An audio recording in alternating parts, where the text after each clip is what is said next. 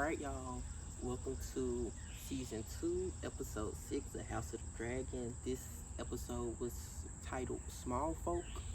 And we open seeing the Lannisters. I'm sorry, I just love the Lannisters. Like that red on gold or that gold on red. It's just so wow. That's such a pretty color combination.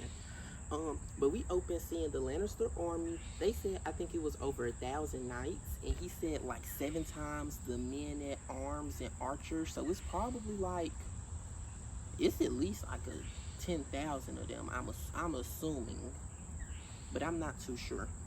And they're showing up to the Golden Tooth, and the Lannister. I believe this is the Lord Paramount Lannister, the brother of the Lannister who's on the small councils. I don't know their names. They suck.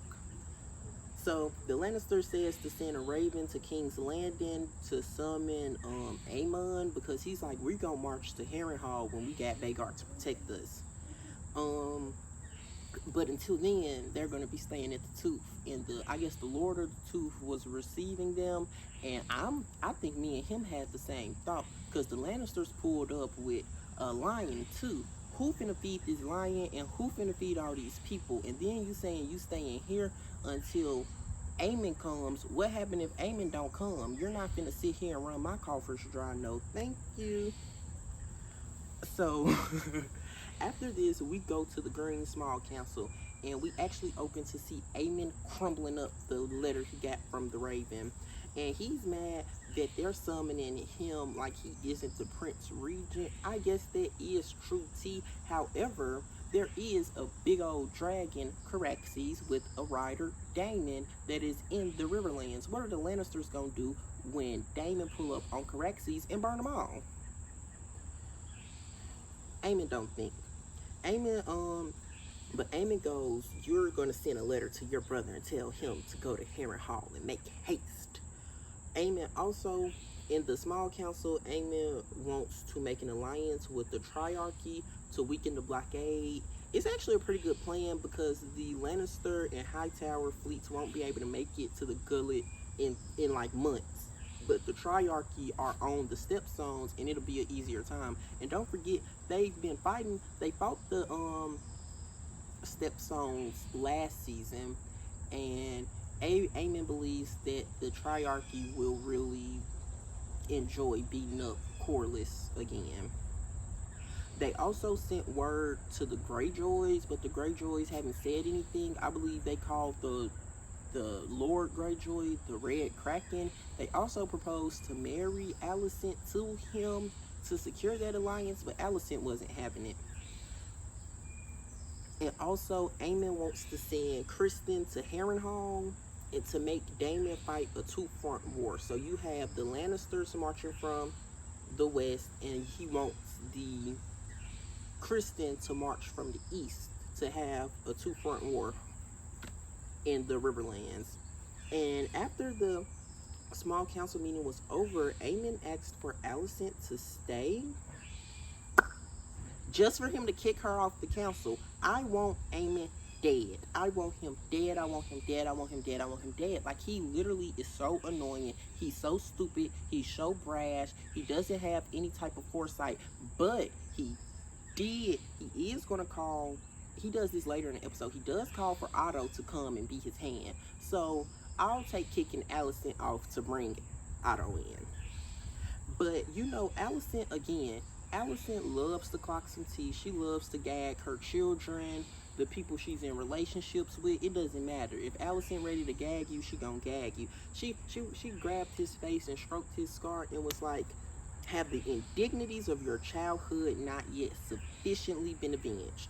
And I'm like, have they? Obviously they haven't, because I thought he got over this a long time ago as a little kid when he said an eye is worth the dragon.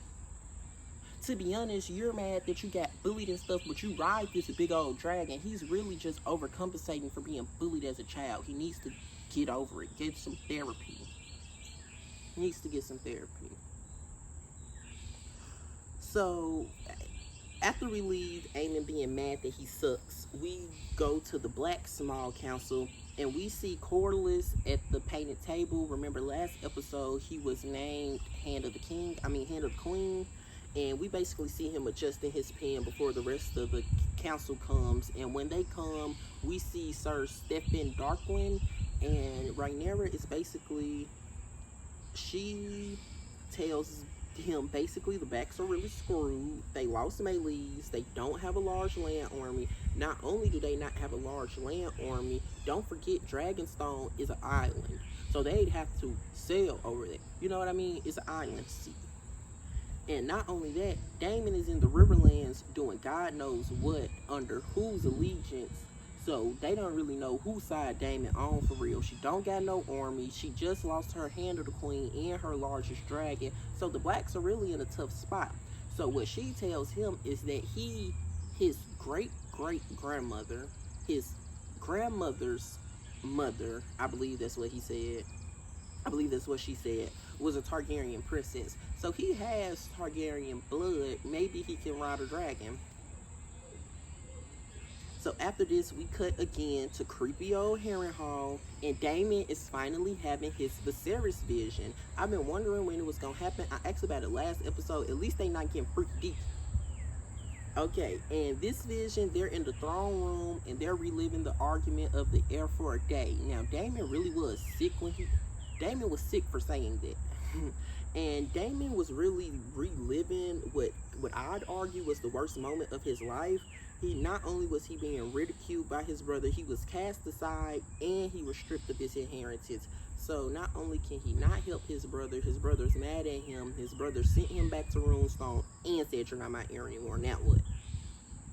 So Daemon tried to leave the throne room, but the gates were like locked, like the doors were locked, so he couldn't get out. So he was just like trapped in this nightmare, and this was really like crazy. Like, he needs to get out of here. He needs to get out of Harrenhal. But after he leaves his vision, he ends up being with Alice and I believe was the Godswood. And Alice be clocking tea. If anybody gonna get their tea clocked, it's gonna be Daemon. And although Daemon does need to get out of Harrenhal because of the curse of Harren, or because of the Harren's curse, but why did he think he'd be able to get peace in Harrenhal? Like, Aegon didn't burn down that castle, and I think he killed all the whores. That was their last name. His name was Harren Whore. But why he a Targaryen? Not only a Targaryen, but a dragon riding Targaryen, thought he could get peace in a castle that his ancestors literally roasted and killed the builders of the castle in. I don't know. He don't think too straight.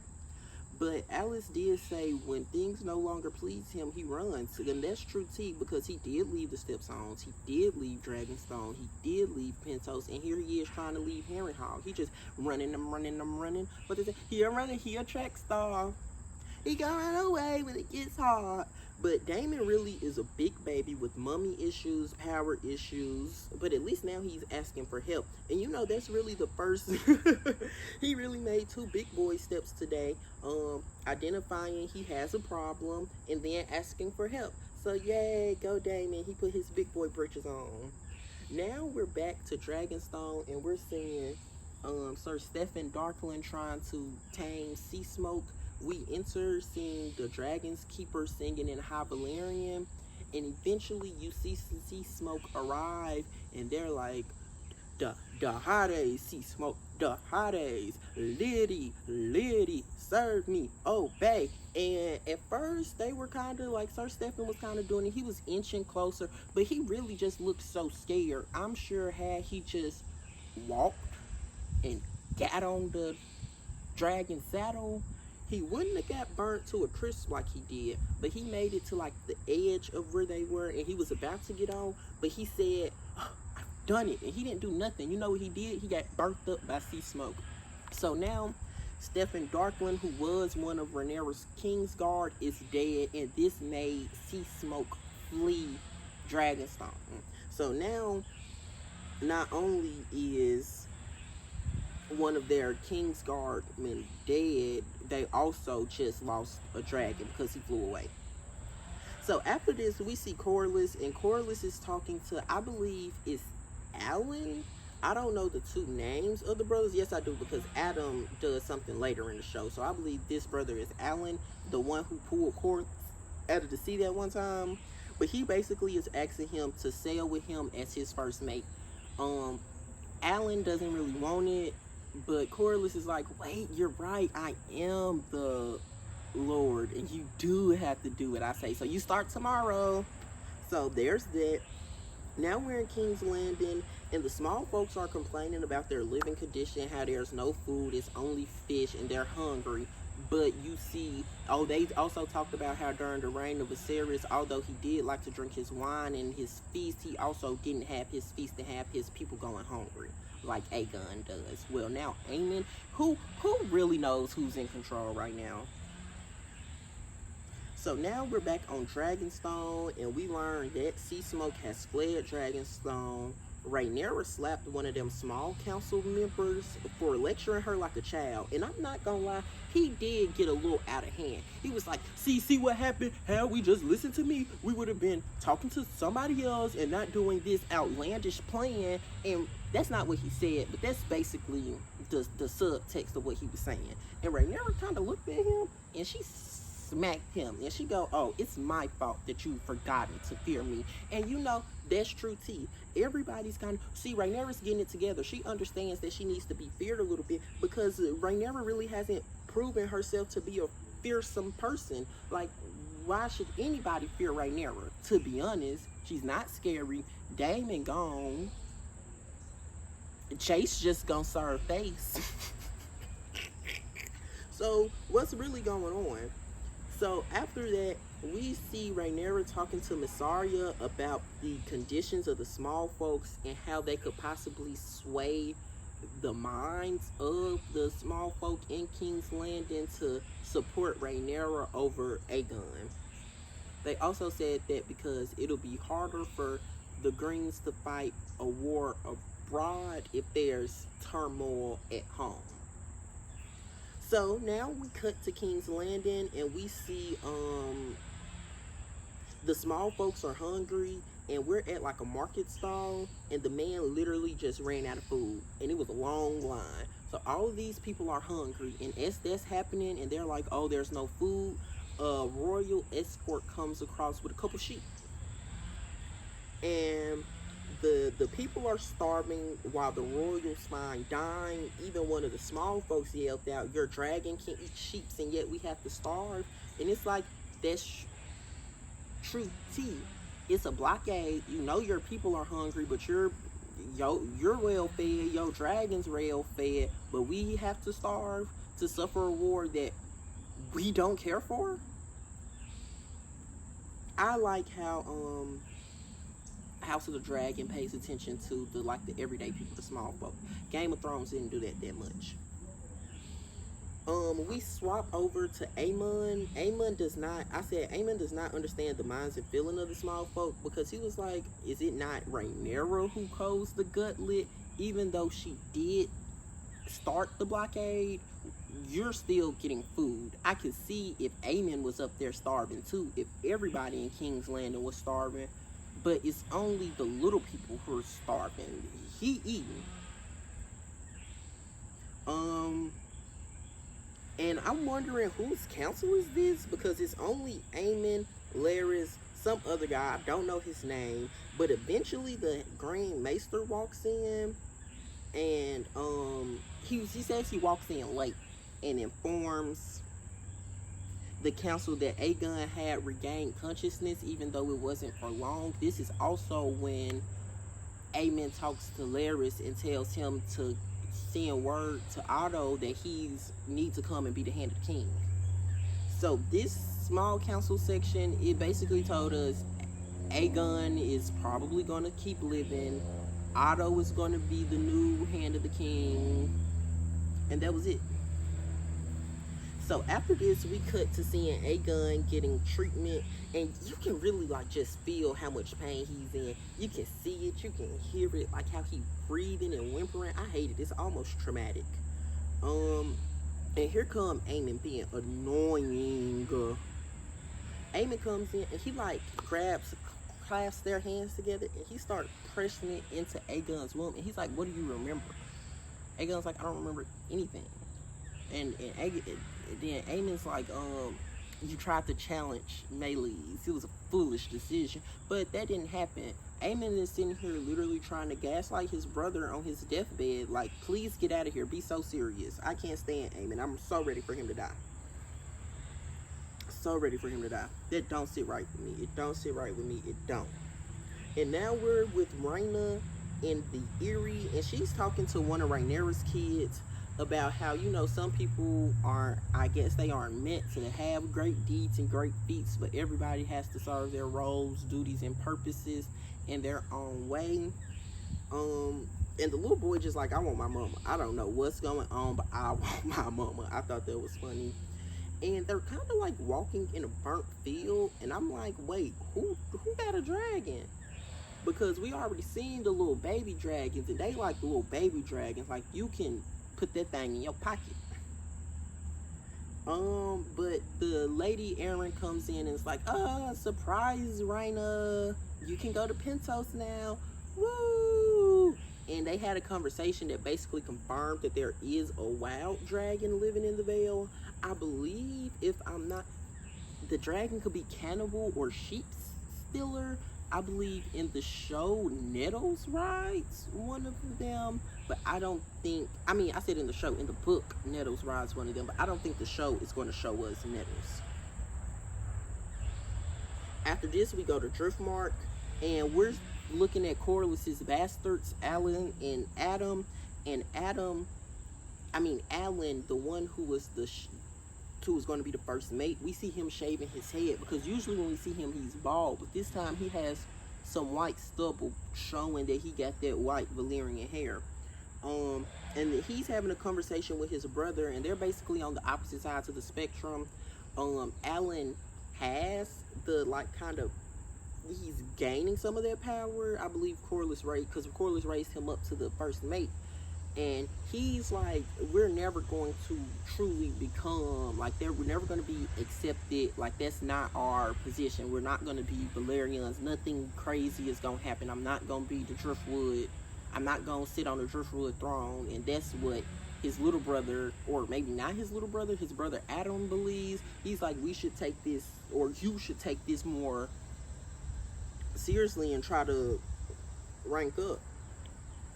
But we'll see how it plays out. Now we're back on Dragonstone, and Jay's asking Rhaenyra why she smacked that man in front of all the guards and the people and the staff. She was like, because now the whole household buzzing about you smacking him. But really, and she said it was because she's tired of being protected and needs to fight, but she can't do anything about it. All the people would have her sit there and do nothing. But he was really, that man was like talking to her like she was a child and not the queen. Like, he was the king and she was the subject and not the other way around. He needed to be smacked. And then Jace is like, no matter how big our armies are, we're not going to be able to beat the Greens because their armies are bigger. We need Daemon. And Rhaenyra pissy. She like, I go an hour without hearing about Daemon. But had you got him under wraps, and we wouldn't be worried about this. But then after this, Lady Masarya interrupts and tells Rhaenyra that their gift has been sent. What's the gift?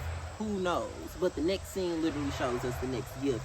And the gift was both full of food. Like, when the person pulled some of those things back and opened up the bags, you saw fruit. Like, I think I saw a pear, I saw a bell pepper, you saw a lot of vegetables. So I'm like, that's crazy. They sending vegetables and stuff. So they sent bags of foods. I believe I saw like 6 or 7 boats. It could have been like 8 or 9. And they were all coming, and they all sported black and red Targaryen banners. If it's like getting hard to hear, it's because it's getting really loud outside, and I don't like that. I think they doing some type of construction. But they sent the boats with Targaryen banners, not them green banners, but Rhaenyra banners. So now we're really going into King's Landing, and we're seeing Alicent talking to Aegon. Alicent talking to the Maester. I believe she's at Aegon's bedside. I didn't put that in my notes or not. And she wants to know about her letters to Otto and how she's received no word from him. And the Grand Maester says that yeah, we sent word to Hightower, to Old Town, and now to every house in the Reach, to wherever Otto is. But until they hear word, they just gonna be guessing. They also learned that the House Beesbury has raised the host against the Hightowers. And remember that Lord Beesbury was on Viserys' council and was killed by Tristan the night that Viserys died. If you remember, because Lord Beesbury was like, wait, y'all are trying to usurp the throne from under Rhaenyra, like literally on, like as her father just died. And Tristan told him to sit down and then basically broke his head on those small council balls. That was crazy. That's when I first knew I didn't like Tristan for real.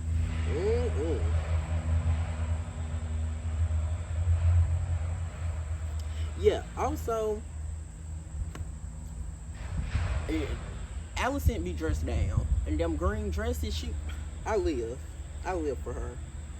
Okay, and now we're seeing Alicent. She's talking to her brother, and she wants to know, had he heard from Otto? And he's like, if anybody's gonna hear from Otto, it's gonna be you. You're the favorite. And she asked him, how was it like living in Old Town instead of coming to King's Landing, because he was only 8 and his mom had just died and his dad and sister moved to King's Landing and left him at Old Town. You know, I fear the whole family of the Greens is all messed up because of Otto. It's Otto's fault.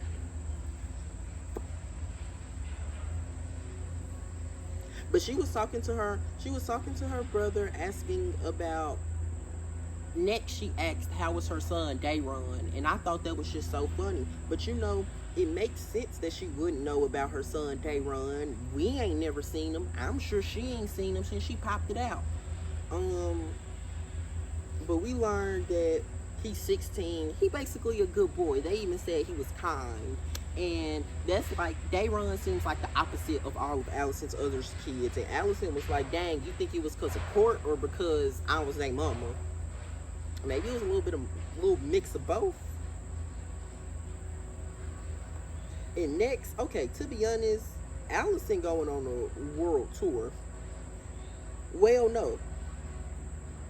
Alicent, not Daeron, her brother asked why she don't know about her son, and she was like, well, he writes me less and less.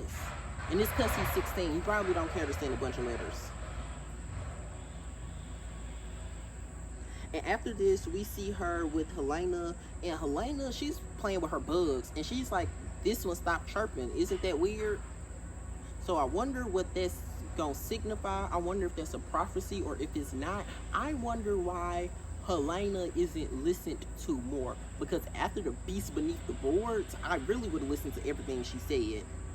But we see Helaena, and Alicent is like, we should go light candles for Aegon and all of our lost souls.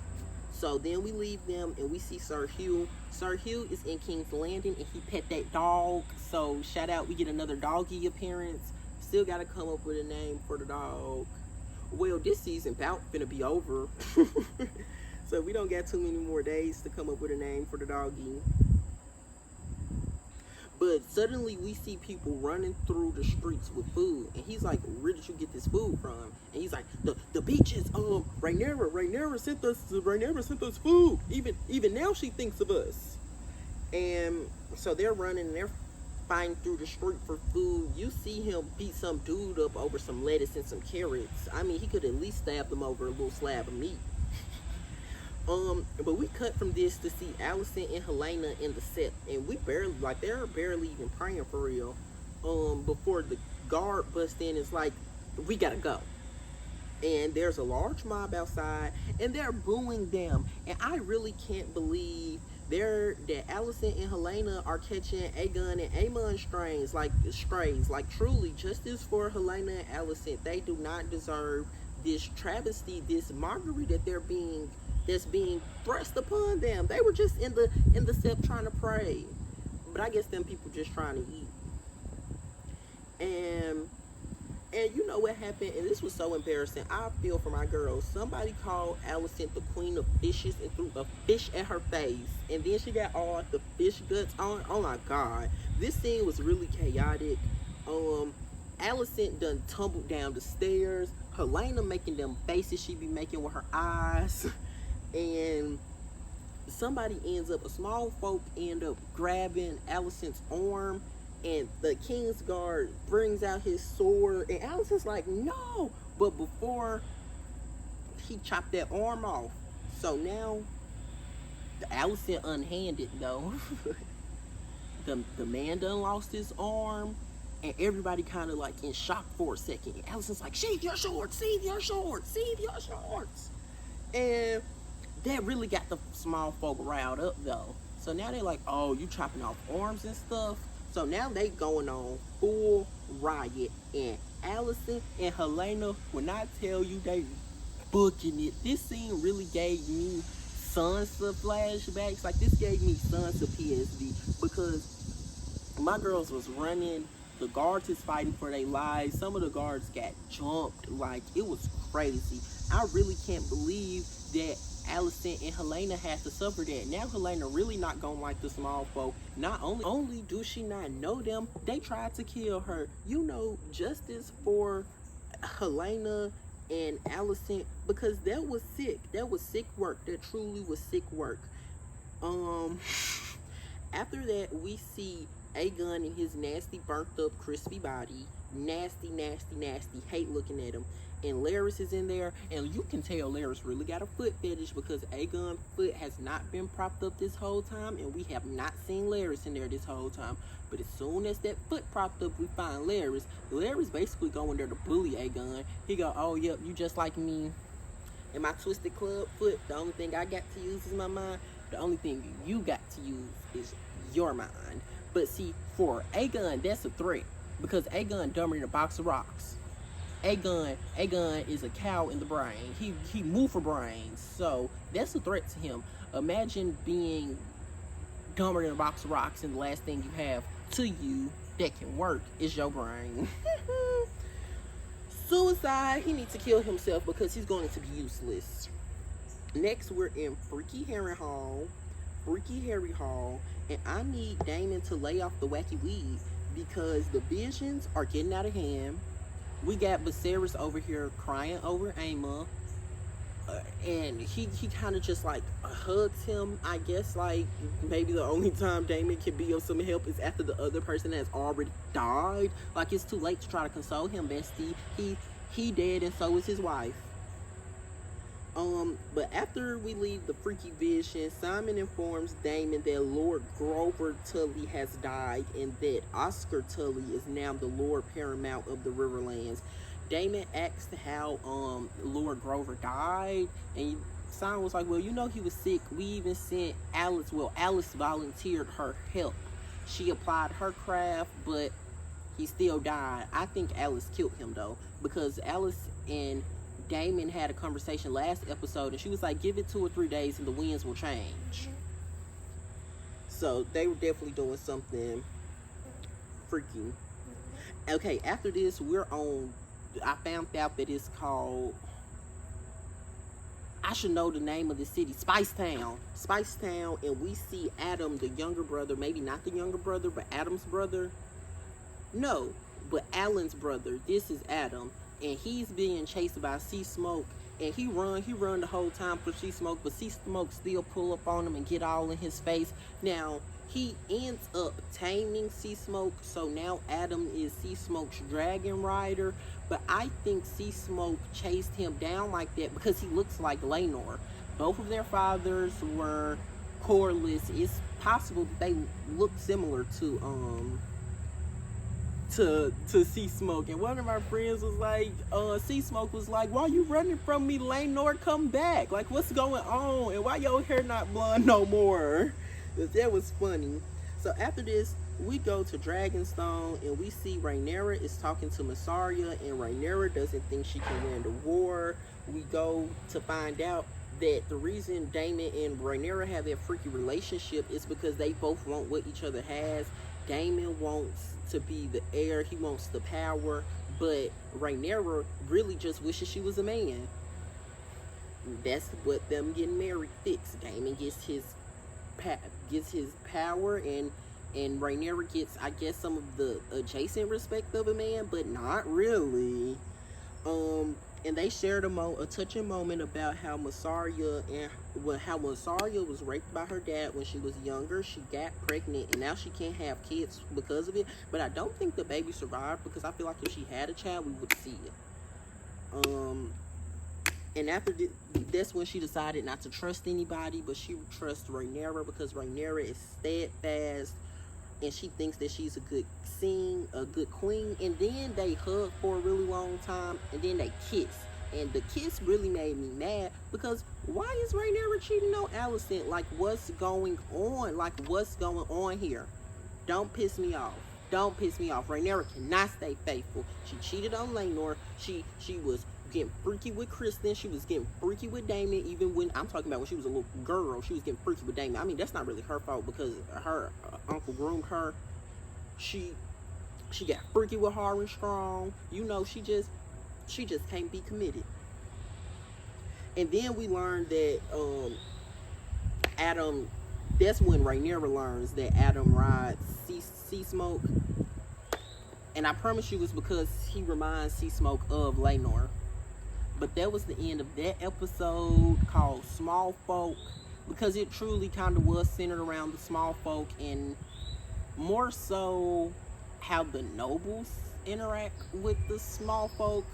I give that episode a 9 out of 10. It was really entertaining. The dialogue was all there. There wasn't really a dull moment. Every scene had something that interests me. Oh, and at the end of last episode, I said Twitter spoiled. Twitter lied. Twitter never really lies to me. Twitter's lied to me twice. They lied to me when I thought AJ Lee was going to return at SummerSlam, Money in the Bank a couple weeks ago. And they lied to me because I thought Jace was dying at the end of this episode. I thought this episode was going to be another battle. But I guess not.